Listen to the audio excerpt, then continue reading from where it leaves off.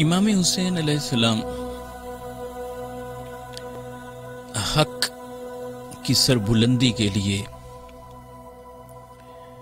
दीन इस्लाम की अक़दार के तहफ़्फ़ुज़ के लिए, आहियाए इस्लाम के लिए, आलाए कलमतुल हक की सरबुलंदी के लिए मैदाने कारेज़ार में उतरते हैं। इमाम अली मकाम जैसी शख्सियत जिनकी निस्बत आका व मौला मोहम्मद रसूलुल्लाह सल्लल्लाहु अलैहि वसल्लम के साथ ख़ुसूसी है,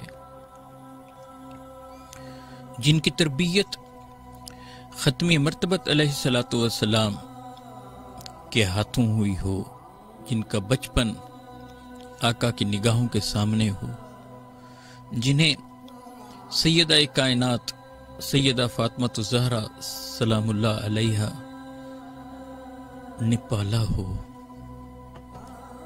जो आगोश मौलाए कायनात मौला अली करमल्लाहु वजहू में रहे हों, बचपन जिनका आका अलैहिस्सलातु वस्सलाम के हमरा, जिनके वालिदा सैयदा कायनात, जिनके वालिद मौला कायनात, जिनके बड़े भाई इमाम हसन मुज्तबा अलैहिस्सलाम। जरा आप देखें कि ऐसी शख्सियत किस तरह से अल्लाह रब्बुल इज़्ज़त से बेपाया मोहब्बत करने वाली होगी, दीन के साथ सच्ची मोहब्बत करने वाली होगी। यही वजह है कि जब आपका ज़ुहद और तकवा देखा जाता है, अल्लाह की बारगाह में जब आप कोई इबादत करते हुए हम देखते हैं, जब देखते हैं कि कसरत से रोज़े रखते हैं, फर्जी रोज़ों के बाद नफिल रोज़े इतनी कसरत से रखते हैं, जिस हज पर प्यादा करने वाली शख्सियत, यकीनन उनमें तकवा था, खौफ इलाही था, लिल्लाहियत थी। वो दुनिया के तलबगार हरगिज न थे। दुनिया के इख्तियारात की हैसियत ही उनके सामने क्या थी, दुनिया की हुकूमतों की हैसियत ही उनके सामने क्या थी। अरे जिन्हें अल्लाह रब्बुल इज़्ज़त ने इतना इतना इतना अता किया हो कि जब भी अल्लाह की बारगाह में हाथ उठाएं तो अल्लाह उनके हाथों को खाली ना लौटाए, जुबानों पर जो दुआ मचले तो वो बारगाह इलाह में पूरी हो जाए। उन्हें दुनिया की मता से क्या सरोकार हो सकता था, मगर जब दीन पर कड़ा वक्त आया, जब यजीद की नामजदगी हुई, जब यजीद जैसे फासिक, फाजिर और बदकिरदार इस शख्स को तख्त पर लाया गया, तो इमाम अली मकाम इस्लाम को मसख होता कैसे देख सकते थे, अपने नाना के दीन के तहफ़्फ़ुज़ के लिए कैसे रुक सकते थे। यही वजह है कि जब अहले कूफा ने यजीद की बैत से इनकार किया तो उन्होंने इमाम अली मकाम इमाम हुसैन अलैहिस्सलातु वस्सलाम को खतूत पर खतूत लिखे। इमाम अली मकाम ने उन्हें जवाब दिया और अपना फर्ज मनसबी समझा कि इस्लाम पर आज कड़ा वक्त है, आज इस्लाम के चेहरे को यजीदियत मसख करना चाहती है, जो खुलेआम खुले बंदू शराब पीता हो। इमाम हुसैन अलैहिस्सलाम जिसकी शख्सियत और किरदार से वाकिफ हूं, एक मर्तबा हज के मौका पर यजीद मक्का आता है, फिर वहां से वो मदीना आता है। वहां उसने शराब नोशी की एक महफिल बपा की हुई थी। इमाम अली मकाम जब पहुंचते हैं تو دیکھتے ہیں کہ یہ شخص شراب کے اندر ڈوبا ہوا ہے، شراب کی بو فضا میں ہے، اسے اتنا احساس بھی نہ ہوا کہ کون سی عظیم شخصیت سامنے آئی ہوئی ہے، بلکہ انہیں بھی مدعو کرتا ہے۔ اور امام علی مقام اسے رد کر کر چلے جاتے ہیں۔ جب یہ واقعہ ہم دیکھتے ہیں تو احساس ہوتا ہے کہ امام حسین علیہ السلام نے تو اس کی شخصیت کو یوں بھی دیکھا ہوا تھا، اس کے کردار سے وہ واقف تھے، تو یہ کیسے ممکن تھا کہ ایسے فاسق اور فاجر اور بد کردار شخص کے ہاتھ پر امام حسین علیہ السلام جیسی عظیم شخصیت، نواسہ رسول، جنتی جوانوں کا سردار، تقوی اور طہارت میں اپنی مثال، وہ کس طرح سے یزید جیسے فاسق فاجر کے ہاتھ پر بیعت کر سکتی تھی؟ اس لیے جب آپ نے دیکھا کہ اسلامی اقدار کو پامال کیا جا رہا ہے تو آپ کے لیے کلمہ حق کہنا لازم ہو گیا۔ تو اہل کوفہ کے خطوط کے جواب دیے، جس کے نتیجے میں آپ دیکھیں کہ جب وہاں وہ دعوت دے رہے تھے، آپ کو بلا رہے تھے اور یہ کہہ رہے تھے کہ آپ کوفہ تشریف لائیں، ہم آپ کے ہاتھ پر بیعت کرنا چاہتے ہیں، تو امام حسین علیہ السلام نے حضرت مسلم بن عقیل رضی اللہ تعالیٰ عنہ ان کو وہاں پر بھیجا، اور ابتدا میں آپ نے دیکھا کہ ایک ایک دن میں 12 ہزار کوفیوں نے حضرت مسلم بن عقیل رضی اللہ تعالیٰ عنہ کے ہاتھ پر امام حسین علیہ السلام کے لیے بیعت کی۔ مگر جب گورنر کو بدلا گیا، ابن زیاد جیسا سفاک شخص جس کی سفاکی اور بربریت کی کوئی مثال نہیں ہے، جس نے ہر ہتھ کنڈا وہاں پر استعمال کیا، لوگوں کو خریدنے کی کوشش کی، خزانے کے منہ کھول دیے، لوگوں کو لالچ دیا، اور جو لوگ لالچ میں نہ آئے خوف و ہراس کو وہاں پر پھیلایا، حریت فکر چھین لی، آزادی رائے چھین لی، جہاں کوئی اس کے سامنے حق بات نہیں کہہ سکتا تھا، معمولی سی بات پر قتل کرا دیا کرتا تھا، خون کی ندیاں بہا دیا کرتا تھا۔ تو اس ابن زیاد نے وہاں پر کس طرح سے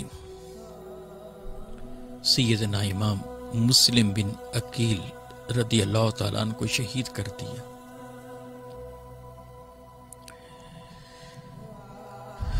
دل خون کے آنسو روتا ہے کہ یہ کیسے لوگ تھے،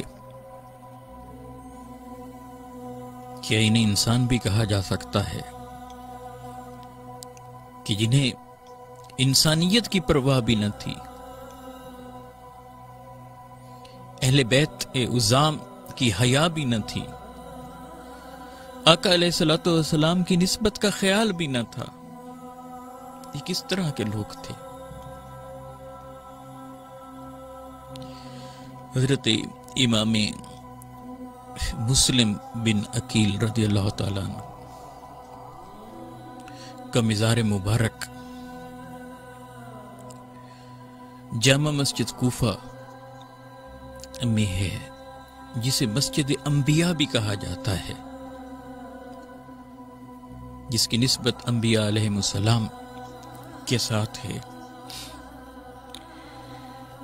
اور ان کے جو ساتھی تھے پھر سیدنا مسلم بن عقیل رضی اللہ تعالیٰ عنہ کے، ان کو بھی چن چن کر شہید کیا گیا۔ اب دیکھتے ہیں کہ حضرت ہانی نے کس طرح سے محبت اہل بیت کا اظہار کیا۔ حضرت امام مسلم بن عقیل رضی اللہ تعالی عنہ کو کس طرح سے انہوں نے سپورٹ کیا، مگر ابن زیاد نے جناب ہانی کی پرواہ تک بھی نہ کی۔ آپ دیکھیں کہ ایک مرحلہ وہ آیا تھا کہ جب ابن زیاد جناب ہانی جب بیمار تھے ان کی عیادت کرنے کے لیے ان کے گھر گیا ہوا تھا، تو حضرت ہانی رحمہ اللہ تعالی علیہ کے ساتھیوں نے جناب ہانی سے کہا کہ موقع اچھا ہے کہ ابن زیاد کی گردن کو اڑا دیا جائے، اس کا کلہ کما کر دیا جائے۔ مگر جناب ہانی نے کیا جواب دیا؟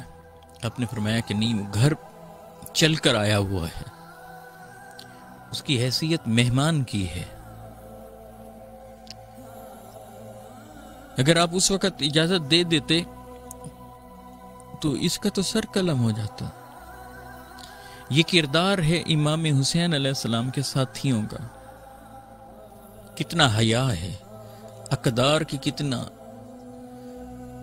اس کے احیاء کی کوشش ہے، اقدار کا کتنا پاس ہے، مگر یہ ادھر ابن زیاد کا کردار ہے کہ نہ صرف اس قسم پرسی کے عالم میں جناب مسلم بن عقیل رضی اللہ تعالی عنہ کو شہید قرار ڈالا، بلکہ آپ دیکھیں حضرت ہانی کو کس طرح سے شہید کرایا۔ متعدد ترک سے یہ روایات ہمیں ملتی ہیں۔ تاریخ میں ایک روایت یہ بھی ہے کہ جناب ہانی کے بارے میں ابن زیاد نے یہ فیصلہ کیا کہ انہیں بازار میں لے جایا جائے اور لوگوں میں اعلان کر دیا جائے کہ دیکھو کہ جو یزید کی مخالفت کرتا ہے اس کا حشر ہم کیا کرتے ہیں، جو ابن زیاد کی بات کو تسلیم نہیں کرتا اس کا حشر کیا کرتے ہیں۔ اور دراصل بات یہ تھی کہ جو اہل بیت سے محبت رکھتا ہے، اے لوگوں دیکھو ہم اس کا حشر کیا کرتے ہیں۔ تو انہیں بازار میں گھمایا گیا اور پھر بازار کے اندر لوگوں کے سامنے انہیں شہید کر دیا گیا۔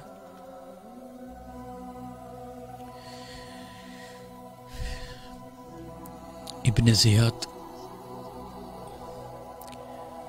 کی بدبختی دیکھیے کہ معاملہ صرف یہاں نہیں رکتا، جناب ہانی بھی شہید ہو جاتے ہیں اور پھر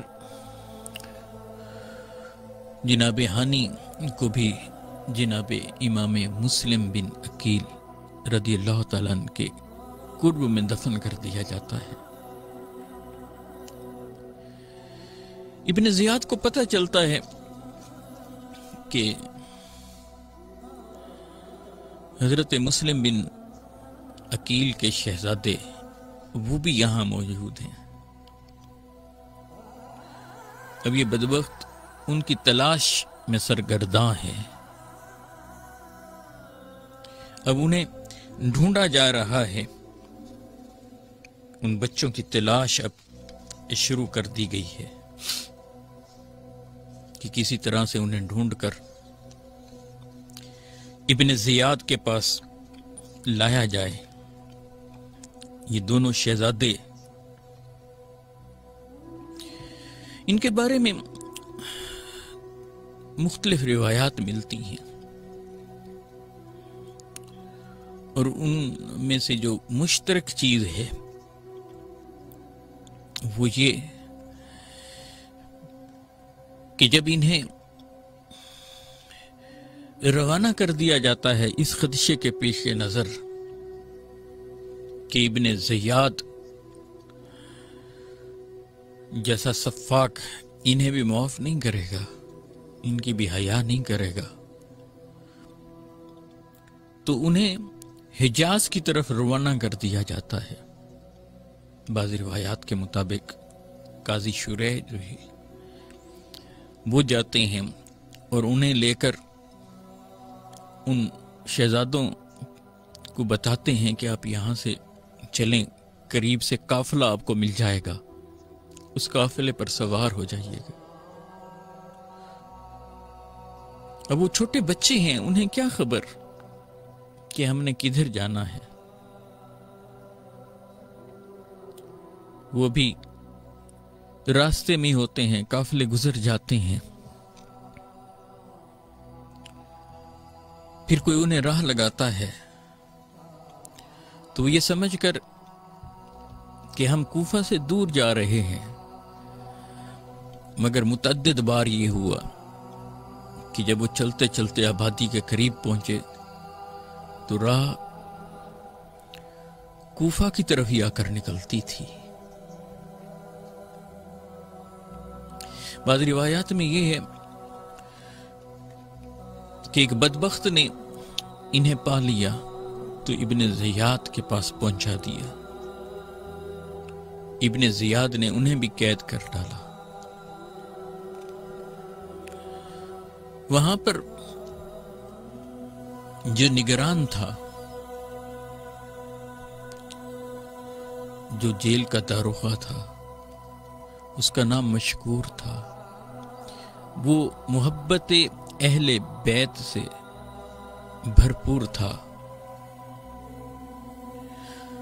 تو اس نے ان کو رات کے وقت ان کو پھر سے بھیج دیا، راستہ سمجھایا، ایک انگوٹھی بھی دی کہ فلاں جگہ میرے بھائی کے پاس چلے جاؤ، اسے نشانی کے طور پر یہ انگوٹھی دکھانا، میرا پیغام پہنچا دینا۔ ابن زیاد کو جب معلوم ہوا تو اس سے پوچھتا ہے تو وہ ابن زیاد کے سامنے ڈٹ جاتے ہیں اور اقرار کرتے ہیں کہ ہاں میں نے ہی ایسا کیا ہے۔ اور ابن زیاد کی سفاکی دیکھیے، اس شخص کو بھی شہید کرا دیا جاتا ہے۔ بچے پھر باہر جاتے ہیں، پھر وہ گھومتے ہوئے، انہیں کیا معلوم کہ کس طرح سفر کرنا ہے۔ پھر جب آبادی کے قریب آتے ہیں تو معلوم پڑتا ہے کہ پھر یہ کوفہ ہی تو ہے۔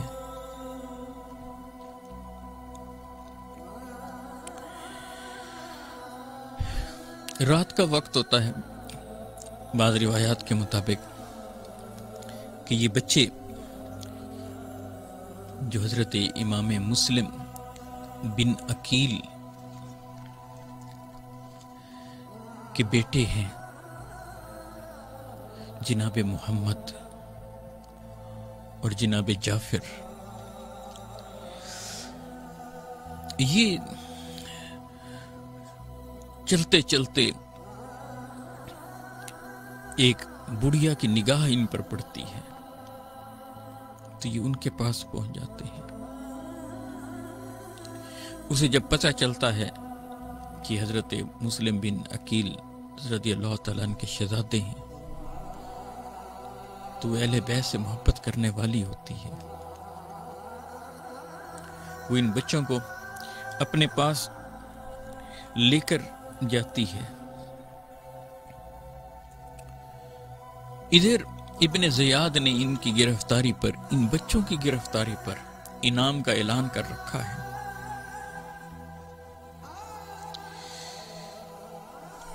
جب یہ بچے اس بڑھیا کے گھر میں رکتے ہیں تو وہ ان کی خدمت کرتی ہے، انہیں ایک کمرے میں سلاتی ہے،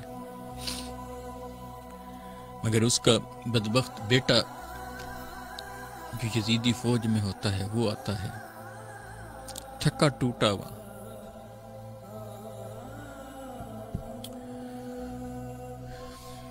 دراصل یہ سارا دن انہی بچوں کی تلاش میں سرگرداں تھا کہ کسی طرح سے مجھے یہ مل جائیں تو میں ابن زیاد کے پاس انہیں لے جا کر انعام و اکرام لے سکوں، مگر رات کے پچھلے پہر یہ دیکھتا ہے تو وہ بچے تو وہیں موجود ہوتے ہیں۔ اب یہ انعام کے لالچ میں انہیں اپنے ساتھ لیتا ہے۔ بڑھیا روتی رہتی ہے اور رو رو کر اسے روکتی رہتی ہے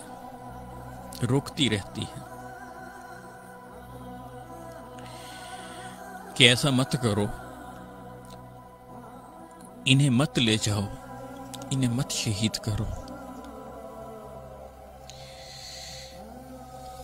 ایک روایت یہ بتاتی ہے تاریخ کی کہ یہ جو بھی شخص تھا، بعض نے ان کے نام بھی لکھے ہیں ان بدبختوں کے، اس نے اس بڑھیا کو بھی راستے سے ہٹا دیا، اسے بھی مارا۔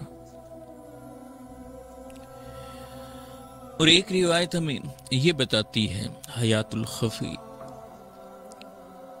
جو روایت لائے ہیں، وہ یہ بتاتی ہے کہ اس نے اپنے غلام کو کہا کہ انہیں فرات کے کنارے لے جاؤ، وہاں جا کر انہیں شہید کر دو۔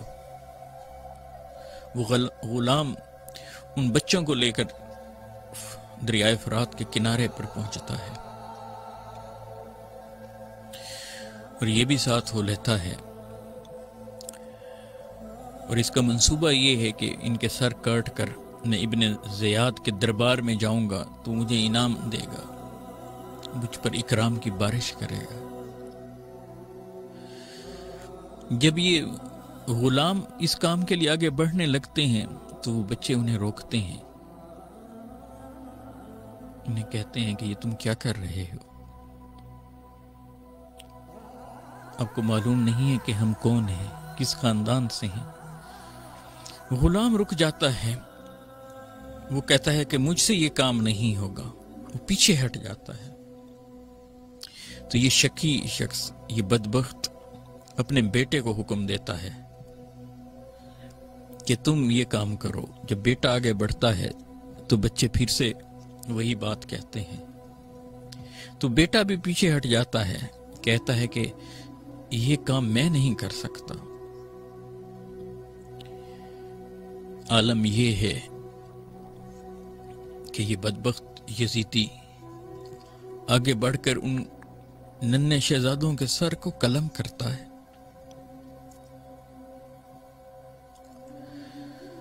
دونوں کو شہید کرتا ہے، ان کے سر کو اٹھا کر ابن زیاد کے دربار میں لے آتا ہے۔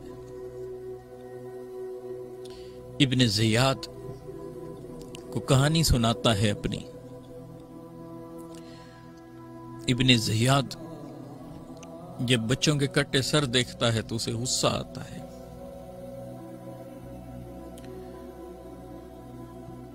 یعنی دیکھیے ذرا منظر دیکھیے کہ جو انعام کے لالچ میں وہاں گیا ہوا ہے۔ اس سفاک نے کہا کہ انہیں تو زندہ لانا تھا، تم نے انہیں قتل کیوں کیا ہے؟ دربار میں بیٹھے ہوئے لوگوں سے پوچھتا ہے کہ کون جا کر اس کو اسی جگہ پر، فرات کے کنارے پر کون جا کر قتل کرے گا؟ ایک شخص کھڑا ہوتا ہے، کہتا ہے کہ مجھے دے دیجئے، میرے ذمہ لگائیے۔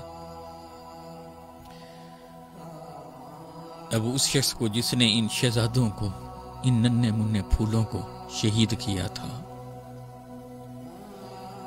اب وہی فرات اسی جگہ پر، اسی دریا کے کنارے پر ان کو لایا جا رہا ہے۔ جہاں بچوں کو شہید کیا گیا تھا تو اب اس قاتل کو لایا جا رہا ہے، اس ظالم کو لایا جا رہا ہے۔ اسے لا کر وہاں قتل کر دیا گیا، اس کی گردن اتار دی گئی اور پھر اس کے جسم کو فرات کے اندر پھینک دیا گیا، دریائے فرات میں ڈالا گیا، مگر دریا کے پانی نے اس ظالم کے جسم کو باہر زمین پر اچھال دیا۔ ایک شخص دوڑا ہوا ابن زیاد کے پاس آیا، اسے بتایا کہ یہ ماجرا ہے کہ دریا نے بھی اسے قبول کرنے سے انکار کر دیا ہے، تو اس نے کہا کہ زمین میں گڑھا کھود کر اس کو دبا دو۔ گڑھا کھودا گیا، اس شخص کی لاش کو اس کے اندر دبایا گیا، اوپر مٹی ڈال دی گئی۔ پھر لوگوں نے دیکھا کہ زمین نے بھی اسے باہر اچھال دیا ہے، یہ زمین کے گڑھے سے بھی باہر نکلا پڑا تھا۔ زمین نے قبول کرنے سے، مٹی نے قبول کرنے سے گویا انکار کر دیا۔ پھر دوڑا ہوا شخص ابن زیاد کے پاس گیا، پھر اسے بتایا، تو اس نے کہا کہ اس کے جسم کو جلا دو۔ پھر اس شخص کے جسم کو جلا دیا گیا۔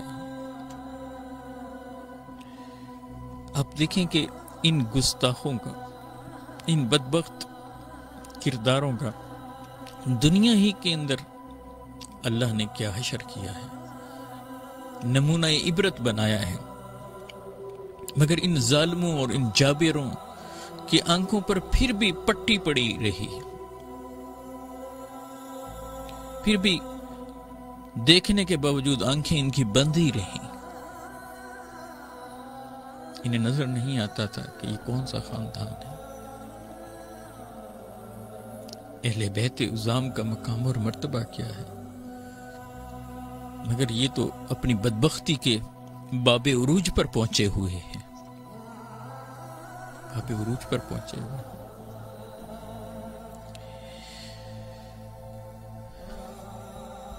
انہوں نے ان واقعات سے کچھ سیکھا نہیں ہے، کچھ حاصل نہیں کیا، کچھ بھی تو حاصل نہیں کیا۔ اب ابن زیاد کو لگتا تھا کہ اس نے کوفہ پر کنٹرول حاصل کر لیا ہے، پھر اس نے وہاں جو لوگ بھی اہل بیت کے ساتھ محبت کرنے والے تھے ان لوگوں کو چن چن کر قتل کرنا شروع کر دیا، لوگوں کو لالچ دی، پیسہ دیا اور یزید کے لیے بیعت پر مجبور کیا، اور خوف اور بربریت کے عالم میں لوگوں سے یزید کے لیے بیعت لینا شروع کر دی، یہاں تک کہ وہ اہل کوفہ کی جو امام علی مقام امام حسین علیہ السلام کو خطوط پر خطوط لکھ رہے تھے، جو انہیں دعوت دے رہے تھے کوفہ آنے کی، ان سب کو مجبور کر کے یزید کے لیے بیعت لے رہا تھا۔ حتیٰ کہ ہم دیکھتے ہیں کہ جب امام علی مقام علیہ السلام جب یہاں ان کا قافلہ پہنچتا ہے تو یہاں کے تو حالات ہی بدلے ہوئے ہوتے ہیں۔ اہل کوفہ کی اکثریت، وہ جو امام علی مقام کو بار بار بلا رہی تھی، آج بے وفائی کر کے یزید کے ہاتھ پر بیعت کر کے ابن زیاد جیسے ظالم، جابر اور سفاک کے سامنے ہاتھ باندھ کر کھڑے ہوئے ہیں، جنبش تک نہیں ہوتی تھی۔